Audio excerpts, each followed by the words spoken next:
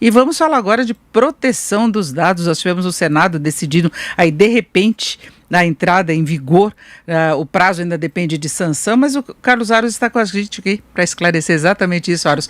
Entre vigor, não entre vigor, de que forma que entre vigor, porque ontem a gente falava ainda de expectativa de votação, né? Expectativa da votação que aconteceu de fato, mas esperava-se que de algum modo o Senado fosse acompanhar a Câmara. Havia uma pressão grande para que a vigência fosse iniciada só no ano que vem. Afinal de contas, foi uma movimentação grande, desde de lá atrás a sanção pelo presidente Michel Temer e tal, todo mundo muito receoso com essa tal da conformidade, a adequação à Lei Geral de Proteção de Dados, mas aí, nessa sessão ontem à tarde, no final da tarde, o Senado decidiu que estaria excluído o trecho da MP 959 que faz referência a esse adiamento, e aí passa a valer, portanto, a LGPD depois da sanção do presidente Jair Bolsonaro.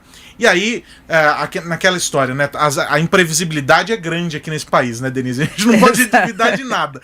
Mas um indício grande de que essa sanção ocorrerá é o fato de que nesta quinta-feira o Diário Oficial da União traz já o decreto assinado pelo presidente Jair Bolsonaro com a criação da Autoridade Nacional de Proteção de Dados, e aí toda a descrição sobre as atribuições e tudo mais. E aí eu convidei para essa conversa aqui com a gente, para nos ajudar a entender os próximos passos dessa brincadeira complicada. Convidei o advogado especializado em direito digital, professor Renato Opsi-Blum, a quem eu sempre recorro para explicar essa confusão toda. Renato, o que foi isso? E esse susto para aqueles que atuam com proteção de dados dentro das empresas? Agora a corrida começou e o pessoal não sabe nem que direção tem que seguir, né? Boa tarde. Pois é, Aros, boa tarde, Denise, boa tarde a todos que nos acompanham aqui na Jovem Pan. E que susto, um super susto.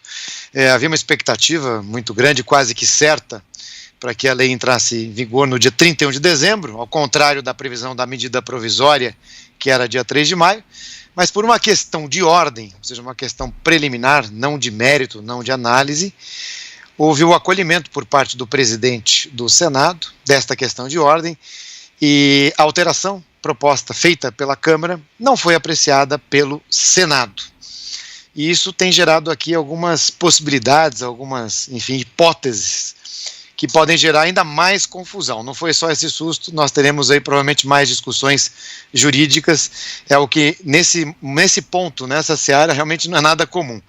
E quais são essas circunstâncias? A primeira é uma interpretação dessa decisão do presidente do Senado, do que qual é a natureza jurídica dessa decisão. Se isso significou, por exemplo, a caducidade, ou seja, a medida provisória ela caducou, ela não foi apreciada no mérito, e isso poderia ter acontecido, por exemplo, no caso da não entrada em pauta. Essa é uma decisão do presidente do Senado ou da Câmara, enfim, depende do projeto, da situação do momento, é prerrogativa deles, e ontem era o último dia para essa apreciação. Então, caso de caducidade, a medida provisória ela perde, né, o seu efeito, e aí uma discussão que surge é se haverá ou não decreto legislativo nesse ponto, disciplinando aí alguma coisa relacionada à entrada em vigor. Lembrando que é uma medida provisória, a 959, é só um pedacinho que ela trata, ou tratava, né, da prorrogação da medida provisória. Era um dos artigos apenas, né, porque o tema macro da medida era outro, né, Renato? Eles colocaram ali como um presentinho lá, um Kinder Ovo no meio da medida provisória, esse adiamento, né?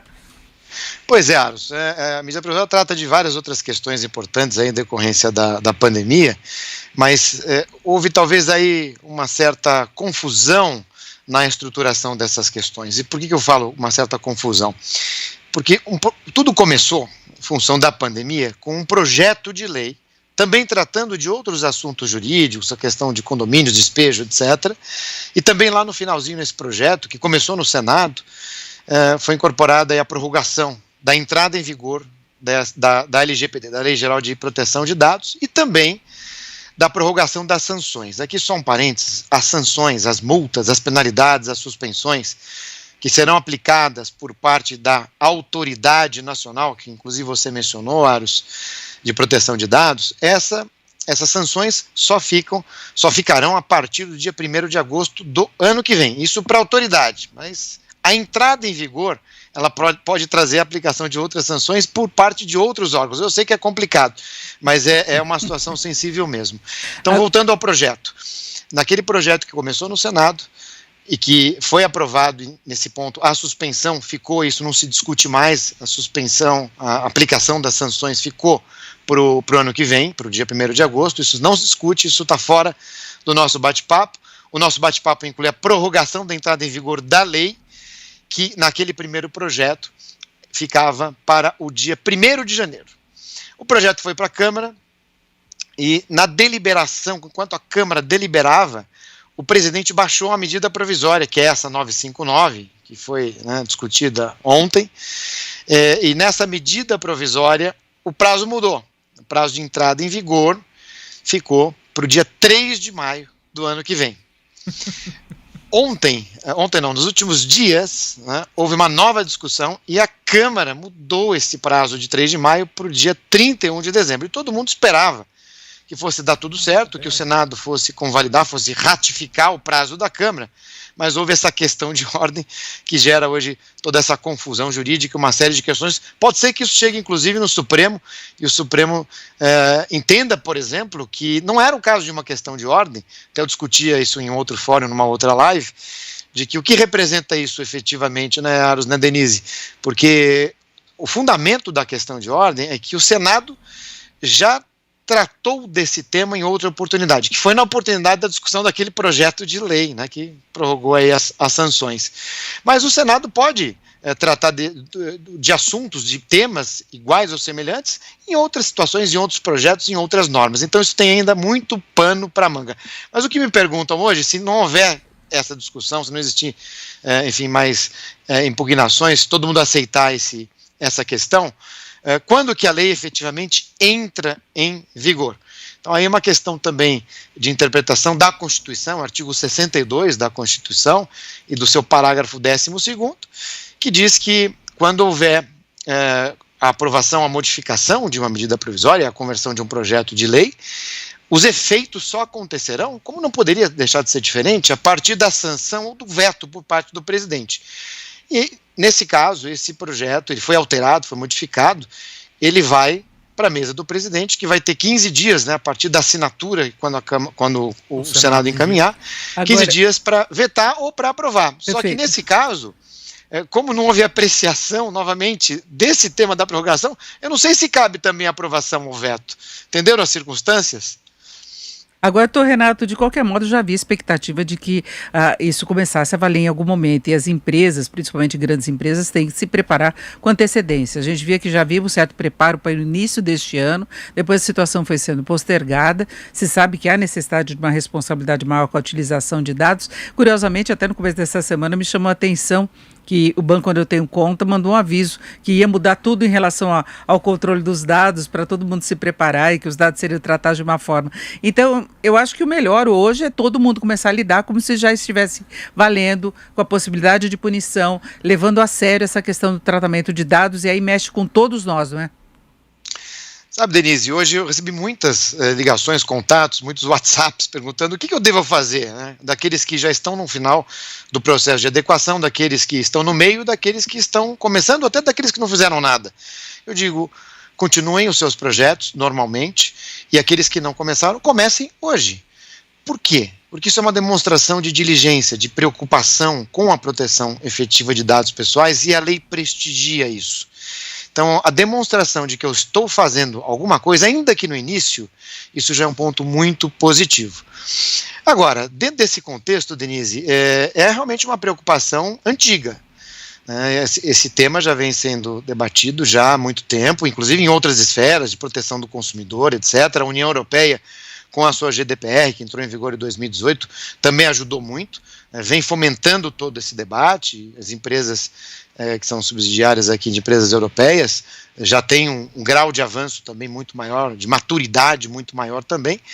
E até eu diria, Denise, que se nós compararmos hoje o percentual de empresas brasileiras que estão perto aí de uma conformidade, temos aí, vamos estimar, até eu citei isso hoje, eu fiz uma média ponderada de algumas pesquisas. Então a pesquisa, diria, mais conservadora fala em 15%, a mais otimista em quase 45% das empresas já em conformidade. Vamos adotar a metade, vamos falar em 25%, 25%, é um número muito alto. Absolutamente não é, mas comparativamente falando, é um número muito alto, e eu estou comparando aqui com o número europeu. Quando a GDPR entrou em vigor, na Europa, o percentual era mais ou menos de 20%. Então, podemos falar que, arriscando um pouquinho, podemos estar num número superior à União Europeia, que tem a cultura de proteção de dados já incorporada há mais de 50 anos, coisa que nós não temos. Então, esse é um ponto positivo.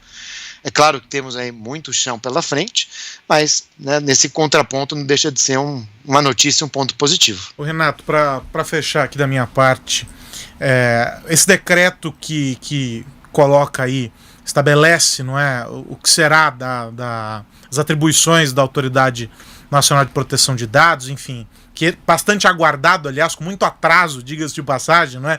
Nós discutíamos muito a lei, mas havia uma expectativa enorme pela definição sobre a autoridade. Ele traz que tipo de segurança para o universo, seja privado ou público, porque os órgãos públicos também estão sujeitos às aplicações da lei, né?